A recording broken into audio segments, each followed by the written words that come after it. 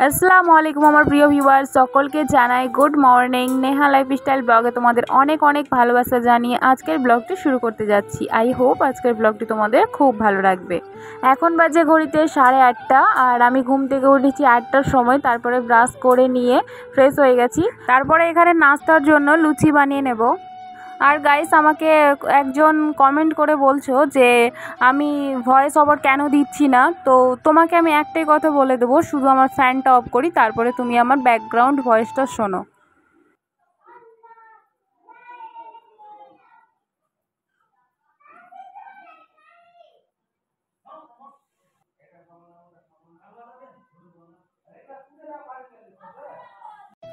Guys, এখন বাজে ঘড়িতে 11টা 15। তো এই সময় আমি ভয়েস ওভার দিচ্ছি, তা সত্ত্বেও এতগুলো আওয়াজ আসছে ব্যাকগ্রাউন্ডে।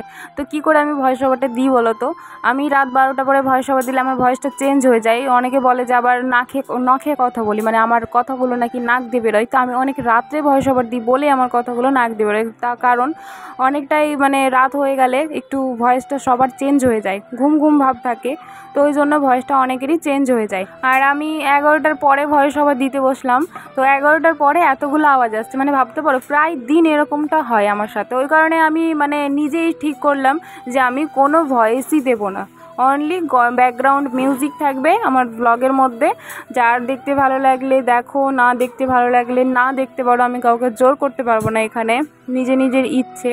কিন্তু গাইস, আমি ব্লগটা যে করে নিই এতগুলো আওয়াজের সাথে, সকালবেলা থেকে আমাদের এখানে এত গান বাজে কি বলবো। আমাদের বাড়ির সামনে একটা বিড়ি ফ্যাক্টরি আছে, সেই ফ্যাক্টরিতে প্রচুর গান বাজে, মানে সকাল থেকে দুপুর পর্যন্ত একই রকম গান বাজে, তাও আবার অনেক জোরে আওয়াজ। আর আমাদের বাড়ির সামনেই হচ্ছে ফ্যাক্টরি, তো অনেক জোরে জোরে গান বাজে। সে কারণে আমি কোনো ধরনের মানে ডাইরেক্ট ভয়েস দিতে পারি না। আর ডাইরেক্ট ভয়েসটা আমি শুরু থেকেই দিই না, শুধুমাত্র এই গানের কারণে। গান দিলে আবার কপিরাইট চলে আসে, এই সমস্যা। তো ওই জন্যই আমি বেশিরভাগটাই যখন গানটা অফ থাকে তখন আমি মানে অরিজিনাল ভয়েস দিই। অরিজিনাল ভয়েস নয়, অরিজিনাল যেটা আওয়াজ থাকে সেই আওয়াজটা আমি দিয়ে দিই, মানে সেটা অফ করি না।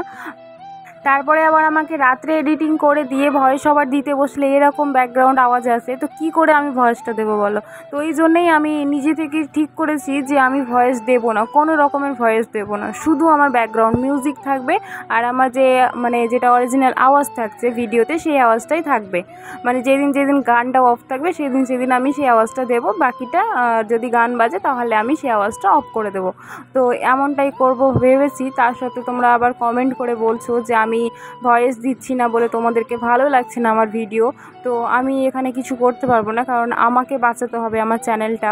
আমার ভয়েস দিলে, আমার এরকম আওয়াজ আসলে আমি কি করে মানে ভিডিওগুলো তোমাদের সামনে পেশ করব।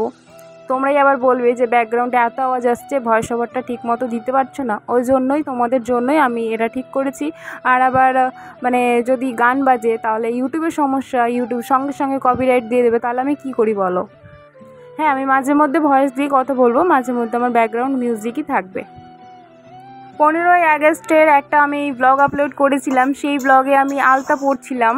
তো আলতা পরার সময় তো আমাকে কয়েকজন কমেন্ট করে বলেছো যে আলতা পরতে আমাদের ধর্মে নিষেধ আছে। তো আমি তাদের ক্ষেত্রে একটাই কথা বলবো, নিষেধ আছে এটা আমি কোনোদিনও শুনিনি। আমি এটা তোমাদের কথা শুনে ইউটিউবে সার্চ করেছি। এর আগেও আমি একজনের মুখে শুনেছিলাম যে নাকি নামাজ লাগে না, সেজন্য আমি সার্চ করে দেখেছিলাম।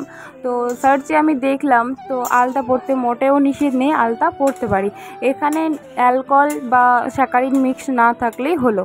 আর যদি আমরা নেল পলিশ পরি, নেল পলিশের জলটা ভেতরে যায় না নখের ভেতরে, সেই কারণেই নেল পলিশটা নিষেধ আছে। আর নেল পলিশটা মানে আঙুলে চিপটে থাকে বলে, ওটা যদি জল দিয়ে ধুয়ে যেত তাহলে ওটা পরেও নামাজ লাগে। আর আলতাটা আমরা জল দিয়ে ধুলেই ধুয়ে যায়, রঙের মতো ভেসে যায়। সেই কারণে আমাদের এতে উজু করাটাও মানে জায়েজ আছে এবং আমাদের আলতা পরাটাও জায়েজ আছে।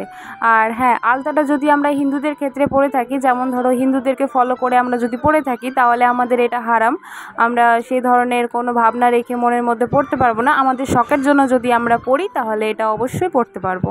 আর তোমরা যারা যারা ভাবছো যে এটা নিষেধ, তাহলে তোমরা ইউটিউবে সার্চ করে দেখতে পারো। আর একজন আমাকে জিজ্ঞেস করেছে, দিদি তুমি কি নাচ করেছো অনুষ্ঠানে? তো না, আমি কোনো ধরনের অনুষ্ঠানে নাচ করি না, বা আমি নাচ করতেও জানি না। তো গাইস, আজকের ব্লগটি এই পর্যন্ত। যদি কিছু ভালো লাগে অবশ্যই একটা লাইক করে দিও, আমার পাশে থেকো। ফিরে আসছি নতুন একটা ব্লগের সাথে। আল্লাহ হাফিজ।